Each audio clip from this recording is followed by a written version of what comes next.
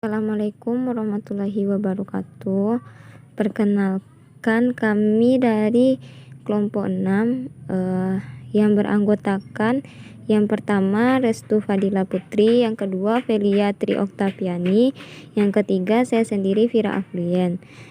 Kami akan mempresentasikan hasil diskusi kami yang berjudul Income Statement and Working Capital. Pembahasan yang pertama yaitu income statement.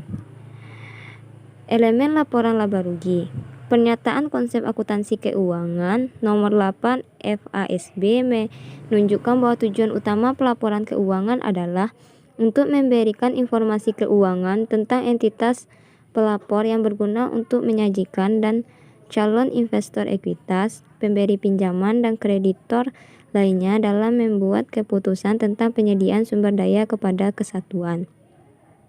Laporan laba rugi adalah yang terpenting dalam usaha ini karena dari nilai prediktifnya, karakteristik kualitatif juga didefinisikan dalam SFAC nomor 8. Pelaporan pendapatan juga memiliki nilai sebagai ukuran arus kas masa depan, sebagai ukuran efisiensi manajemen, dan sebagai pedoman untuk mencapai manajerial tujuan. Selanjutnya yaitu unsur-unsur laporan keuangan tersebut didefinisikan dalam PSAK nomor 6 sebagai berikut. Yang pertama, pendapatan, yaitu arus masuk atau peningkatan aset lainnya dari suatu entitas atau penyelesaian kewajibannya atau kombinasi keduanya selama periode pengiriman atau memproduksi barang, memberikan jasa atau kegiatan lain yang merupakan operasi utama atau pusat entitas yang sedang berlangsung. Yang kedua yaitu keuntungan, yaitu peningkatan aset bersih dari transaksi periferal atau insidental suatu entitas dari suatu transaksi lain, serta peristiwa dan keadaan lainnya mempengaruhi entitas selama suatu periode kecuali yang dihasilkan dari pendapatan atau investasi oleh pemilik. Selanjutnya beban, arus kas keluar atau penggunaan aset lainnya atau timbulnya kewajiban atau kombinasi dari keduanya selama periode pengiriman atau produksi barang, memberikan layanan, atau melakukan aktivitas lain yang merupakan entitas operasi utama atau pusat yang sedang berlangsung. Selanjutnya itu kerugian, penurunan aset bersih dari transaksi periferal atau insidental dari suatu entitas dan dari semua transaksi dan peristiwa lain dan keadaan yang mempengaruhi entitas selama suatu periode kecuali dari beban atau distribusi kepada pemilik. Selanjutnya pendapatan dari operasi berkelanjutan. Jumlah yang diungkapkan untuk mendapatkan pendapatan dari operasi yang dilanjutkan adalah pendapatan dan beban normal dan berulang perusahaan. Angka pendapatan yang dihasilkan mewakili jumlah yang diharapkan berulang di masa depan, sering disebut sebagai pendapatan berkelanjutan dari perusahaan.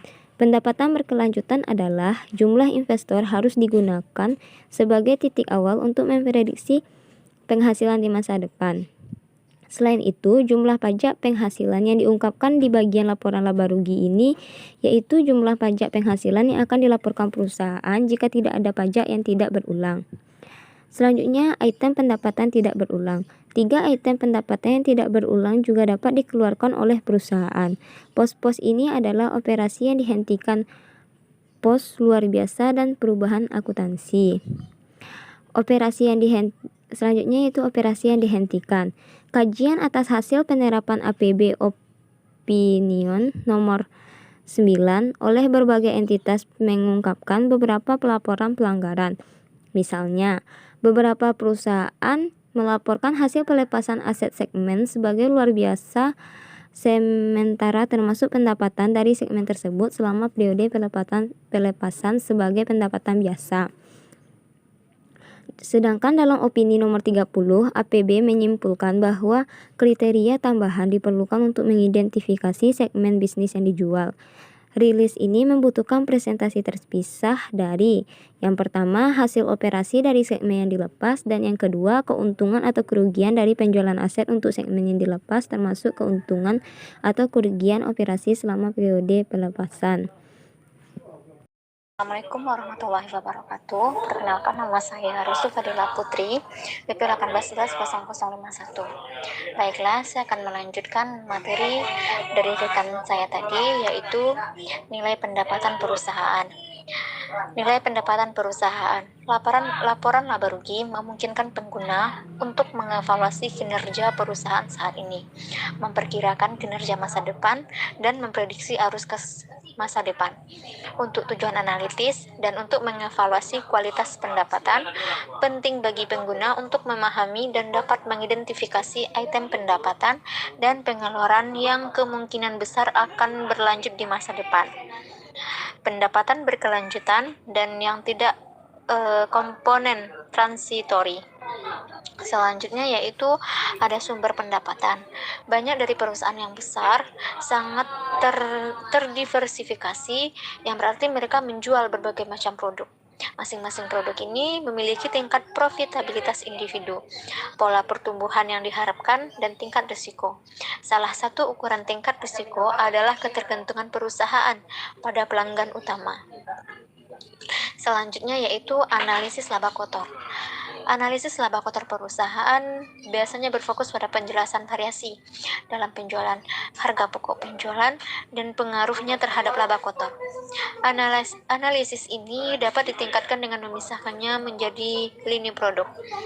Perubahan tahunan laba kotor disebabkan oleh perubahan volume penjualan, perubahan harga jual unit, dan perubahan biaya unit. Selanjutnya yaitu ada analisis laba bersih. Persentase laba bersih suatu perusahaan yang merupakan indikator efektivitas kinerja secara keseluruhan.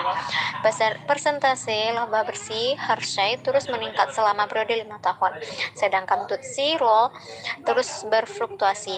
Rata-rata industri 5 tahun untuk metrik ini adalah 5,78%. Hershey telah mengungguli rata-rata ini selama 4 tahun terakhir, dan Tootsie Roll mengungguli rata-rata industri selama 5 tahun. Baiklah, untuk materi selanjutnya akan dijelaskan oleh rekan saya. Terima kasih. Warahmatullahi wabarakatuh. Saya Feliatra Oktaviani, BP 18110055 akan melanjutkan presentasi dari rekan saya. Selanjutnya yaitu working capital. Working capital yang biasanya kita sebut dengan modal kerja. Modal kerja perusahaan adalah investasi jangka bersih yang dibutuhkan untuk menjalankan aktivitas sehari-hari. Nah, pengukuran dan pengungkapan modal kerja pada laporan ini telah dianggap sebagai fungsi akuntansi yang sesuai selama beberapa dekade, sehingga kegunaan konsep ini untuk analisis keuangan diterima hampir tanpa pertanyaan. Di sini kita akan membahas komponen modal kerja. Definisi ARB nomor 43 dari aset lancar dan kewajiban lancar dilihat dari FASB ASC 210/10/45 mencakup contoh dari setiap klasifikasi sebagai berikut. Yang pertama itu ada kas tersedia untuk operasi saat ini dan item yang setara dengan kas. Yang kedua, persiapan barang dagang, bahan mentah, barang dalam proses, persediaan operasi barang jadi, dan bahan serta suku cadang perawatan biasa. Yang ketiga, akun perdagangan, wesel, dan piutang akseptasi. Selanjutnya itu ada piutang dari pejabat, karyawan, afiliasi, dan lainnya. Nah, jika tertagih dalam kegiatan bisnis, biasa dalam 1 tahun.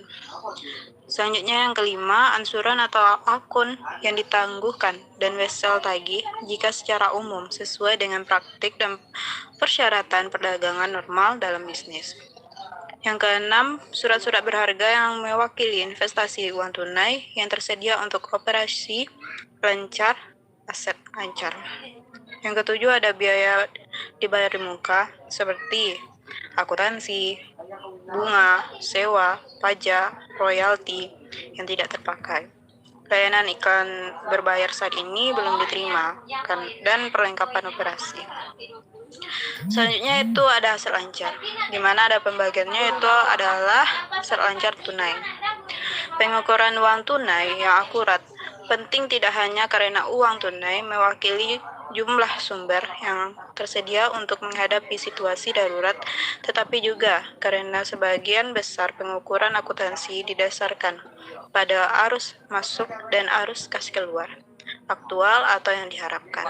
Nah, kemampuan untuk memproyeksi arus kas masa depan sangat penting nih bagi investor, kreditor, dan manajemen untuk memungkinkan kelompok-kelompok ini menentukan. Yang pertama, kesediaan kas untuk memenuhi kewajiban yang jatuh tempo. Lalu, ketersediaan kas untuk membayar dividen. Dan jumlah uang tunai menganggur yang dapat diinvestasikan dengan aman untuk digunakan di masa datang. Selanjutnya kita akan membahas investasi sementara. Jika saldo kas dan setara kas lebih besar dari yang diperlukan untuk operasi saat ini, nah disarankan nih untuk menginvestasikan dana menganggur sampai dibutuhkan. Jadi saat dana itu menganggur, kita harus sebaiknya itu menginvestasikannya sampai kita membutuhkan dana itu kembali. Investasi yang diklasifikasikan sebagai aset lancar ini harus siap dipasarkan dan dimaksudkan untuk konversi menjadi uang tunai dalam siklus operasi atau 1 tahun. Mana yang lebih lama? Investasi jangka pendek umumnya dibedakan dari setara abu oleh perspektif investasi yang relatif lebih lama. Investasi sementara dengan tingkat yang relatif lebih tinggi kembali.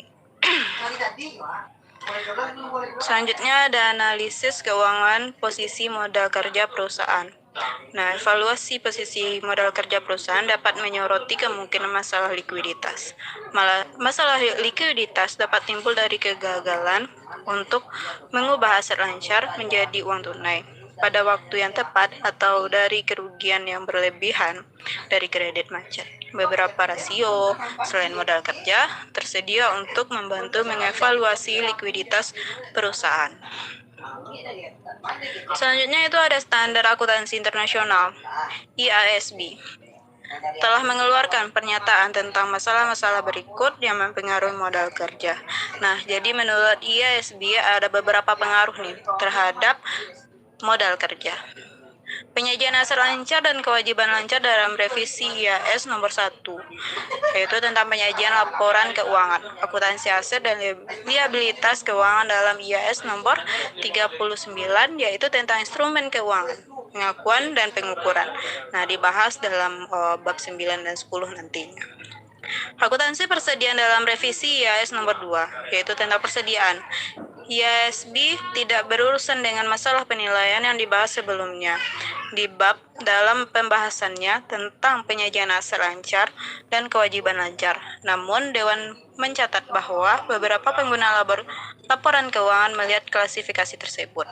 Nah, mungkin hanya itu penyampaian dari kelompok 6. Saya akhiri. Salah dan kurangnya saya mohon maaf. Wabillahi taufiq wal hidayah. Wassalamualaikum warahmatullahi wabarakatuh.